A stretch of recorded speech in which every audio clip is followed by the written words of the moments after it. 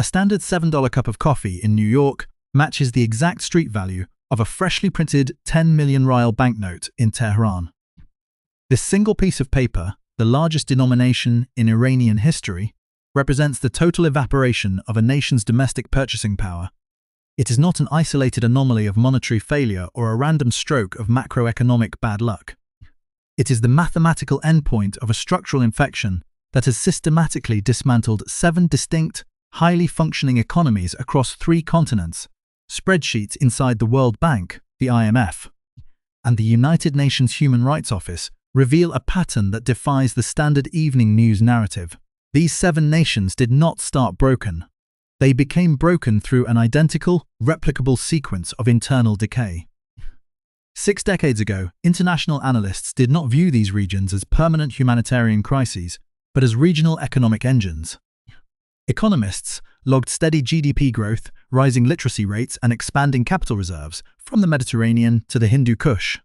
In the mid-1960s, Beirut operated as the undisputed financial and cultural capital of the Middle East, handling over 70% of the region's private capital flows, while hosting a sophisticated, multi-confessional banking elite.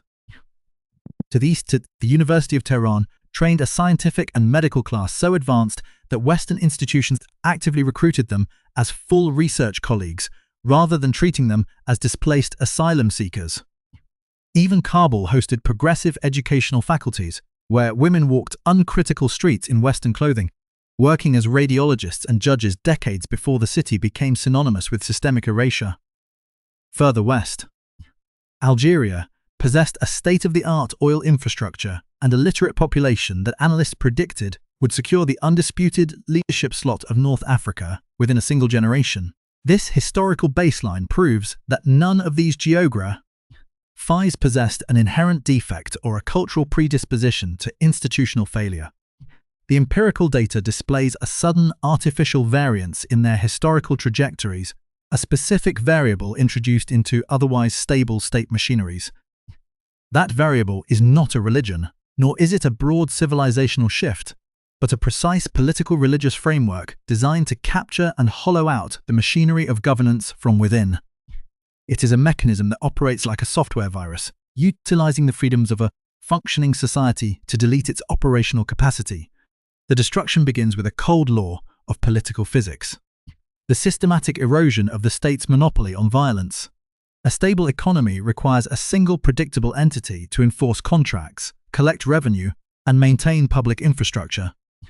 When a parallel armed structure establishes its own courts, its own shadow financial networks, and its own autonomous militia, the physical sovereignty of the state splits in half.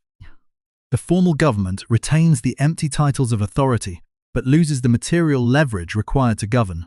Consider the structural unraveling of Lebanon.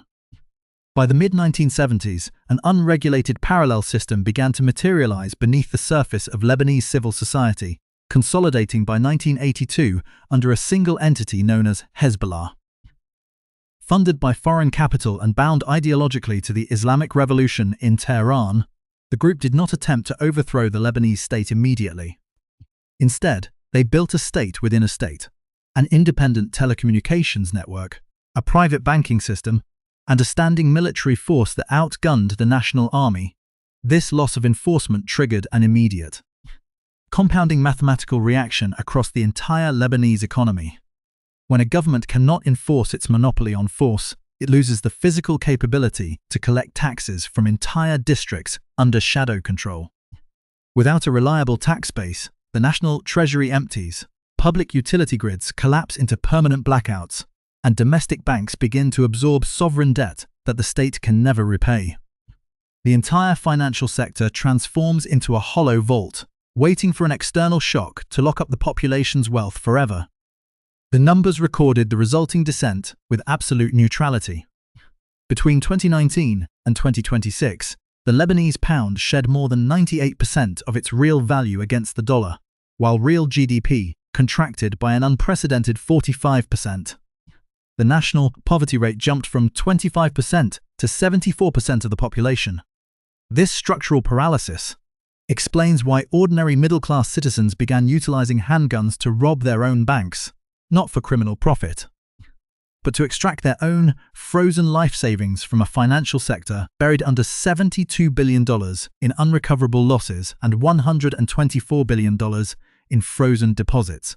This process of state hollowing moves seamlessly from the capture of a slice of the state to the total transformation of the state itself. A transition perfectly illustrated by the trajectory of Iran.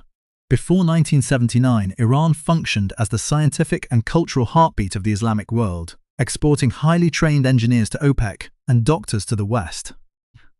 The Islamic Revolution inverted this entire structural hierarchy by placing ideological conformity above technical expertise. Clerical edicts openly dismissed educated professionals as decayed brains, explicitly instructing them to leave the country if they did not conform to the new theological order. The elite workforce responded by leaving in massive, unprecedented numbers. Before the structural shift, fewer than 500,000 Iranian-born individuals lived abroad. By 2019, that number expanded to over 3 million, representing nearly 4% of the entire population. Today, 1/3 of Iran's total research workforce, roughly 110,000 active scientists and engineers, contributes to foreign economies and foreign tech sectors. While their home country runs out of the basic cash required to keep domestic markets fluid, by early 2026, the structural contradictions of this model accelerated into a state of total systemic crisis. Following a devastating military conflict that targeted critical energy nodes, a secondary wave of joint international strikes achieved what was previously thought impossible: the elimination of the supreme leader in the heart of Tehran. The domestic currency broke past the psychological barrier of 15 million rials to a single US dollar, while food inflation soared past 105%. The gears of the state have not just slowed down, they have locked completely, signaling the exact moment where the entire regional architecture begins to fracture under its own weight, leaving the remaining dominoes teetering on the edge of the same abyss.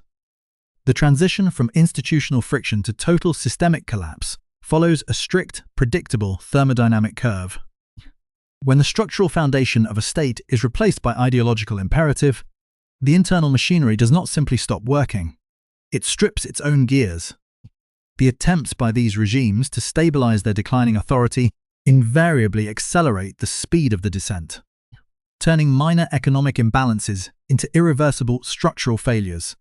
The primary engine of this self-destruction is the deliberate eradication of human capital. In Afghanistan, the post-2021 institutional regression reached its logical mathematical climax by early 2026. The state did not merely restrict social freedoms, it executed a deliberate economic amputation by enforcing a total educational ceiling for girls beyond the 6th grade. This single bureaucratic edict permanently removed 1.5 million girls from the national secondary education pipeline, instantly deleting half of the nation's future intellectual workforce. The technical consequences of this policy cascaded rapidly into the vital organs of the state infrastructure. By late 2024, the regime finalized an absolute ban on women participating in higher medical education. The real-world cost of this decision materialized with total clarity during the late 2025 National Medical Board examinations, which proceeded without a single female candidate present. In a system where rigid administrative laws simultaneously prohibit male physicians from examining or treating female patients, the regime effectively engineered the total extinction of its own healthcare delivery system. To offset the resulting fiscal deficit, the administrative apparatus turned to direct asset confiscation. In January 2026, the government formally terminated the residual 5,000 Afghani monthly baseline salaries previously paid to sidelined female civil servants. This final severing of domestic liquidity caused an immediate 30% contraction across local markets.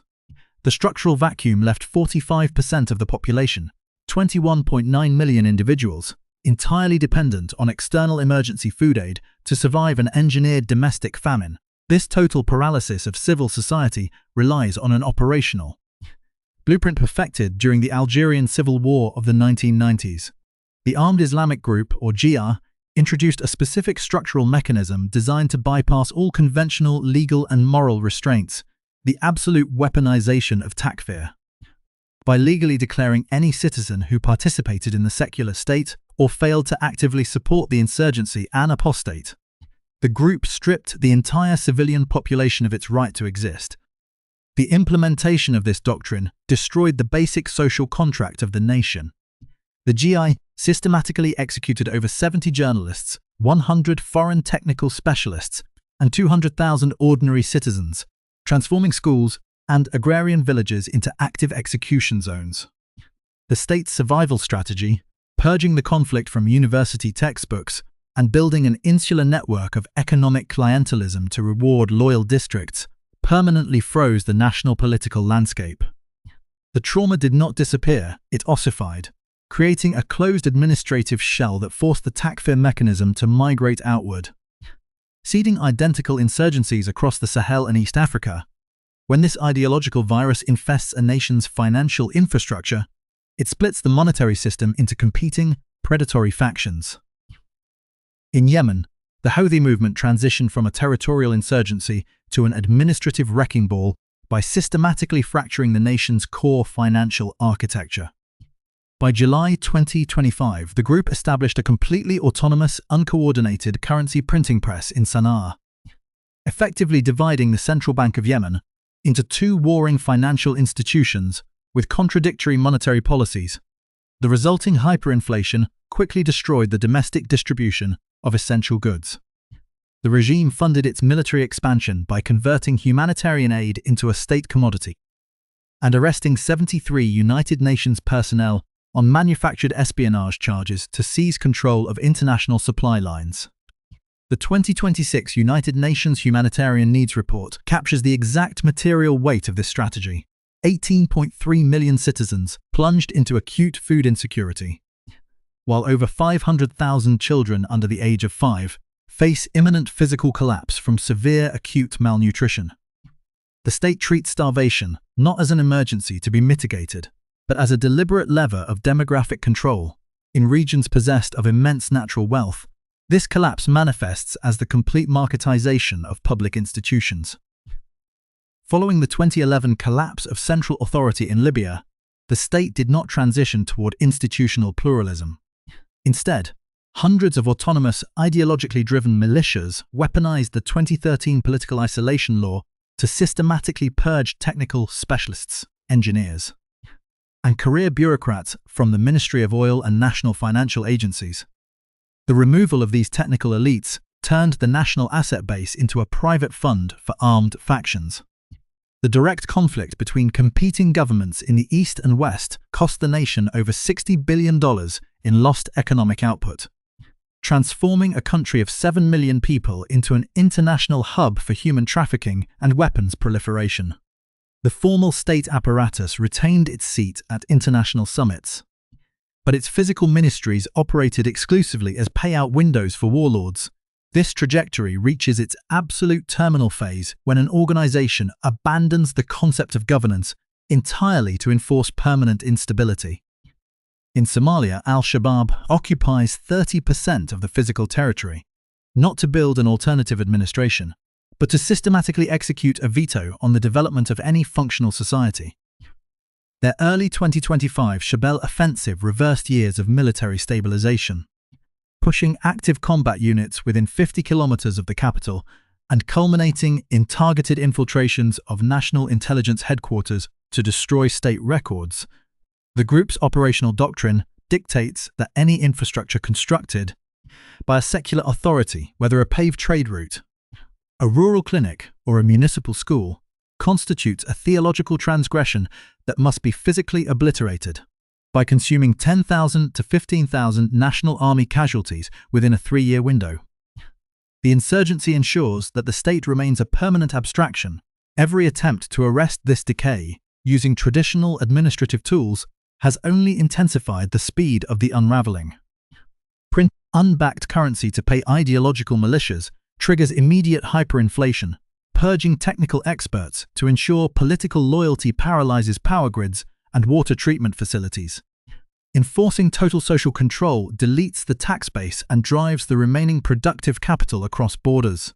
The critical mass has been reached. The structural lines have warped past their breaking points, and the internal mechanisms of recovery have been entirely consumed by the system they were built to protect. The final phase of this systemic cycle shifts the focus from localized collapse to global macroeconomic friction. The crisis is no longer contained within the borders of the nations that initiated the experiment. In 2026, the wreckage of these 7 societies operates as a permanent drag on international trade, regional security architectures, and global capital markets, proving that an unraveled state cannot be quarantined. The current reality in Lebanon exposes the total impotence of traditional diplomatic remedies. In March 2026, under intense international pressure, the Central Cabinet in Beirut issued a formal decree banning Hezbollah's military operations on paper. The structural worthlessness of this document materialized within 48 hours when the militia launched heavy rocket barrages into neighboring territory, explicitly highlighting that the formal state exerts zero leverage over the armed actors within its borders. This administrative paralysis has frozen the basic mechanisms of justice and financial recovery. 5.5 years after the 2020 Beirut port explosion, internal political factions continue to block the judicial investigation, permanently denying accountability to preserve the shadow system. With $124 billion in domestic deposits remaining completely frozen, the middle class has ceased to exist, replaced by a dual-currency black market where survival requires physical possession of foreign banknotes. Further east, the structural vacuum inside Iran has entered an unpredictable, highly volatile kinetic stage. The joint international strikes of early 2026, which successfully removed the supreme leader in Tehran, did not trigger an institutional reset or a transition to civic stability.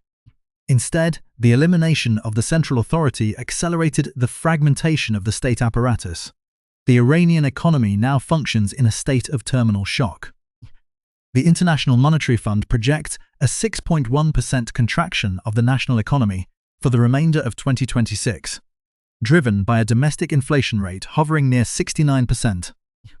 While the central bank prints 10 million rial notes to prevent a total freeze of domestic commerce, the Revolutionary Guard continues to divert remaining state revenues to shield its internal command structures. Completely abandoning public infrastructure, health care systems, and municipal water grids to systemic decay. In Afghanistan, the regime has formalized economic abandonment into permanent statutory law. The 2026 Penal Code explicitly authorizes domestic physical violence against women as long as it avoids breaking skeletal structures while simultaneously maintaining the absolute ban on female medical education. Because male physicians cannot legally treat female patients, the state has systematically engineered a multi-generational spike in maternal and infant mortality rates that no amount of international humanitarian aid can offset.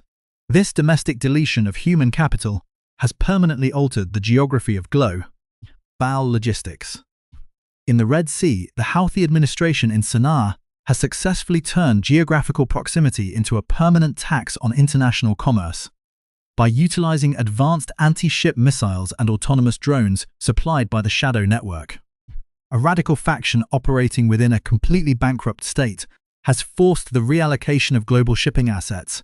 Major maritime carriers have permanently rerouted container vessels around the Cape of Good Hope, adding 12 to 14 days to standard transit intervals and inserting billions of dollars in fuel and insurance overhead into global consumer supply chains. The 2026 United Nations Humanitarian Response Plan requires billions to prevent the starvation of 18 million Yemenis. Yet the Houthi authorities utilize that exact international aid pipeline as a financial asset, extorting local distribution networks to fund their ongoing blockade of the Bab al-Mandab Strait. This extraction model has turned Libya and Somalia into highly profitable transit hubs for international criminal syndicates. The total absence of a centralized judicial authority in Libya has created a permanent marketplace for weapons, mercenaries, and human trafficking that actively destabilizes the entire Sahel Strip. The weapons caches liberated from former state stockpiles now arm insurgencies across Mali, Burkina Faso, and northern Nigeria, demonstrating how a localized collapse provides the physical material to ignite neighboring territories. In Mogadishu, The federal government remains trapped inside a security perimeter that shrinks with every offensive cycle. Al-Shabaab's early 2026 tactical incursions into the heart of the National Intelligence Headquarters prove that the group possesses deep administrative penetration within the state's remaining security organs. The 10,000 to 15,000 casualties sustained by the National Army have exhausted the state's domestic recruitment capacity, leaving the federal apparatus entirely dependent on external security architecture that international donors are increasingly unwilling to finance. The international community's response to this sevenfold pattern consists entirely of delayed, superficial interventions that treat the symptoms while subsidizing the disease. Emergency food shipments, temporary paper ceasefires, and symbolic financial sanctions do not rebuild an unraveled state. They merely provide the resources that shadow structures exploit to maintain their territorial control. The administrative elite within these captured states bypasses conventional banking restrictions via informal hawala networks, ensuring their own survival while the general population absorbs the full impact of hyperinflation and infrastructure collapse. The primary lesson of these 7 trajectories is the absolute irreversibility of human capital destruction. When a state drives 110,000 scientific researchers across its borders, or legally forbids half of its population from acquiring basic literacy, it does not create a temporary economic deficit. It alters the genetic composition of its society. A school system dismantled to enforce ideological conformity cannot be restored by a Western loan. A banking system that has vaporized $72 billion in private wealth cannot rebuild domestic trust within a generation. The mechanism has completed its verification process across 7 distinct historical and geographic laboratories. The data sits in the open, fully documented by central banks and international oversight bodies. The system does not recover because the internal instruments of recovery have been systematically hunted down, classified as treasonous, and driven into exile. The 7 countries did not simply fall into ruin.